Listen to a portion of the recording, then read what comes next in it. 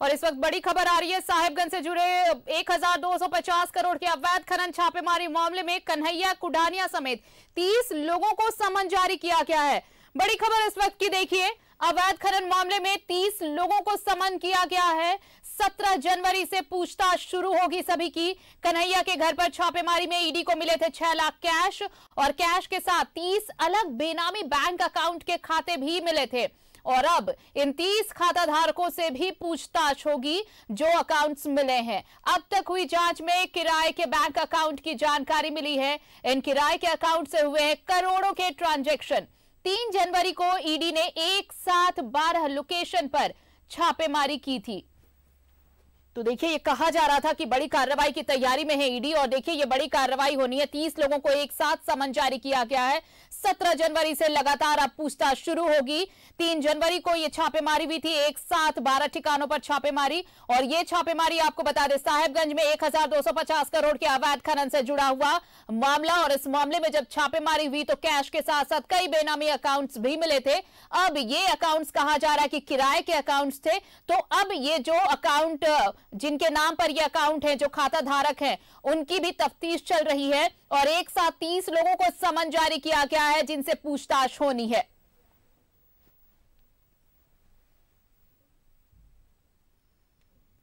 अब तक जो जांच हुई है उसमें किराए के बैंक अकाउंट की जानकारी मिली है और इन किराए के अकाउंट से करोड़ों के ट्रांजैक्शन हुए हैं। आप सोचिए, ये कोई छोटा मोटा मामला नहीं है। 1250 करोड़ के अवैध खनन का मामला है जिसकी जांच चल रही है। और इसी जांच में एक साथ जब 3 जनवरी को छापा पड़ा 12 ठिकानों पर तो कई दस्तावेज मिले, कई बैंक अकाउंट्स जब्त किए गए। ऐसे कई अकाउंट्स हैं जो बेनामी हैं, किराए के अकाउंट्स हैं।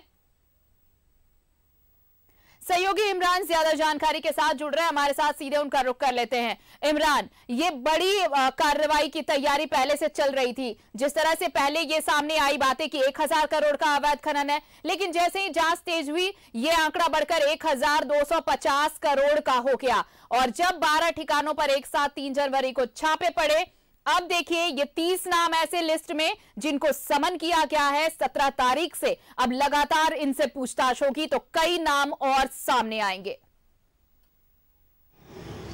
देखिए, बिल्कुल आरती, जिस तरह से अवैध खनन मामले को लेकर के ईडी के द्वारा जो है वो दबिशें बढ़ाई गई है और ईडी लगातार इन मामलों की जो है वो गंभीरता से जांच कर रही है कि आखिर यह पूरा जो अवैध खनन का जाल है वो किस तरह से बुना गया।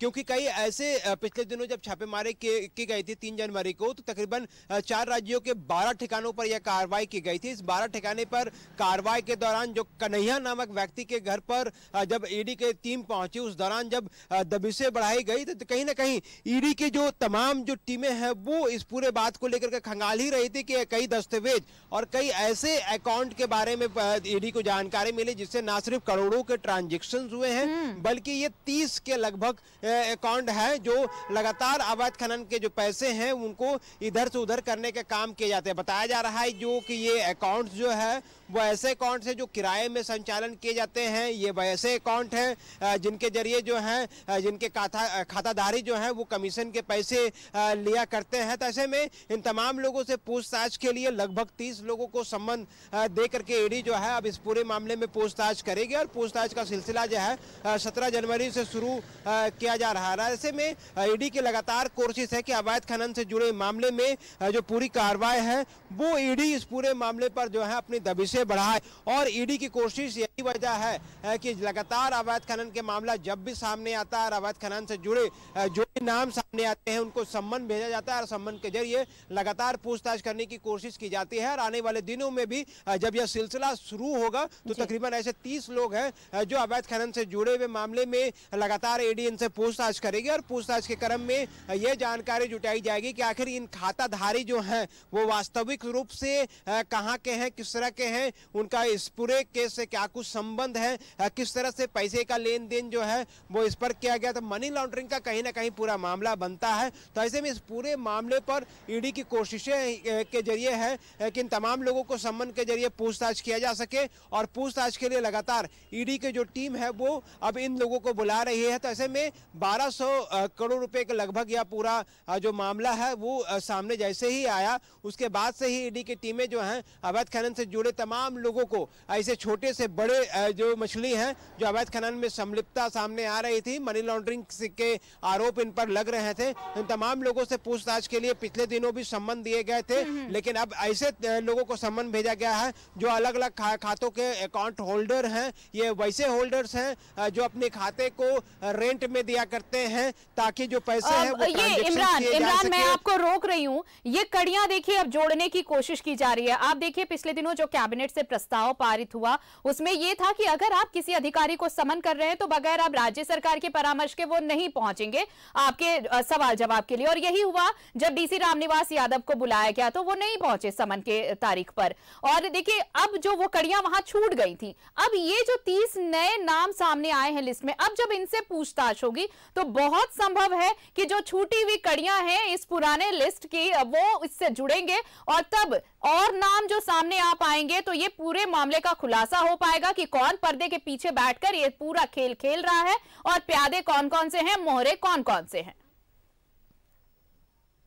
देखिए बिल्कुल आरती, आपने ठीक कहा कि जो वैसे लोग हैं जो सरकारी पद पर आसीन है, अगर आप उनसे अभी फिलहाल पूछताछ नहीं ईडी कर पा रही है क्योंकि सरकार ने एसओपी जारी कर इसे रोक रखा है। कहीं ना कहीं परमिशन के नाम पर ये तमाम जो अधिकारी हैं वो ईडी के दफ्तर नहीं पहुंच रहे। लेकिन ये वैसे लोगों को अब सम्मन जा रहा है जो सीधे तौर पर इस अवैध खनन के फील्ड में काम कर रहे थे। वैसे लोग हैं जिनके अकाउंट जो हैं वो लगातार पैसे के ट्रांजेक्शन करने को लेकर के इस्तेमाल किए जा रहे थे। तो करोड़ों रुपए की जो ट्रांजेक्शन दिखाई दे रही है 30 अलग अलग अकाउंट में, तो कहीं ना कहीं इन 3 अकाउंट होल्डर्स से जब पूछताछ की जाएगी तो जानकारी मिलेगी कि आखिर ये जो पैसे है वो किस तक पहुंचते हैं, किस माध्यम से पहुंचता है, इसके पैसे अकाउंट पर डालने वाले व्यक्ति कौन है, किनके माध्यम से ये सारे जो एक दूसरे से संपर्क में आए हैं। तो जो कड़ियां हैं वो लगातार अब जोड़ने का काम जो है वो ईडी की टीम करेगी और इसी के तहत जो है या जो है फ्रेश सम्मन जो है अलग अलग लोगों को भेजा गया है। लगभग ऐसे 30 लोग हैं जिनको ये सम्मन भेजा गया है और इनसे लगातार अब पूछताछ की जाएगी और पूछताछ करने की का जो तारीख है वो 17 जनवरी से शुरुआत की जाएगी। हालांकि 15-16 को भी सम्मन जारी किया गया है और उसके बाद 17 से ये अकाउंट्स जो अलग अलग धारक हैं उनसे पूछताछ की जाएगी। तो मतलब अब ये बड़ी कार्रवाई एक साथ फिर से होने वाली है ईडी की इस अवैध खनन मामले में। इमरान आप नजर बनाए रखिए, अपडेट्स लेंगे। फिलहाल इस मामले पर तमाम जानकारी के लिए धन्यवाद, लेकिन बने रहिए हमारे साथ। तो देखिए ये साहेबगंज का अवैध खनन का मामला जो 1250 करोड़ का है, अब एक साथ 30 लोगों को समन किया गया है और इन सभी से 17 जनवरी से पूछताछ शुरू होगी।